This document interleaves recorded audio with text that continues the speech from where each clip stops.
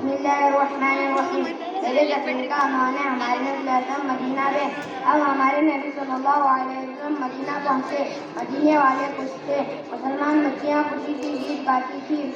مسلمان بچیاں ہمارے نبی صلی اللہ علیہ وسلم کے آنے پر خوشیاں مناتی تھی۔ مکے کے مسلمان جو گھر بار چھوڑ کر مدینہ آئے وہ مہاجر کہلائے۔ مدینے کے مسلمانوں نے ان مہاجرین کی مدد کی۔ مہاجر اور انصار بھائی بھائی تھے اور یہ سب بھائی اپنے نبی کی عیادت تھے۔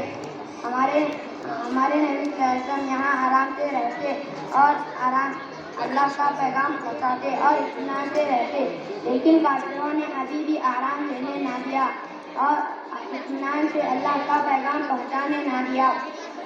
مکے میں صرف کافر دشمن تھے۔ مکے کے کافروں کے علاوہ ہمارے نبی صلی اللہ علیہ وسلم کے دو اور دشمن تھے۔ مدینے کے یہود دشمن تھے اور منافق دشمن تھے۔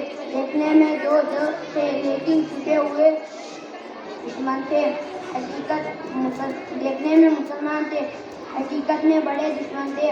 ان سب دشمنوں نے مل کر ہمارے نبی صلی اللہ علیہ وسلم کو اطمینان سے رہنے نہ دیا اور اطمینان سے اللہ کا پیغام پہنچانے نہ دیا۔ کافر ہمارے نبی صلی اللہ علیہ وسلم کو بار بار دھوکہ دیتے تھے۔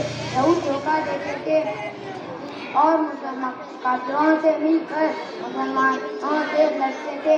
مسلمان تھوڑے تھے لیکن اللہ کے حکم سے مقابلہ کرتے تھے۔ مسلمان سچے تھے اور مسلمان کے نبی سچے تھے اور ان سچوں کے ساتھ اللہ کی مدد تھی اور اللہ کی مدد سے یہ مقابلہ کرتے تھے۔ السلام علیکم ورحمۃ اللہ وبرکاتہ۔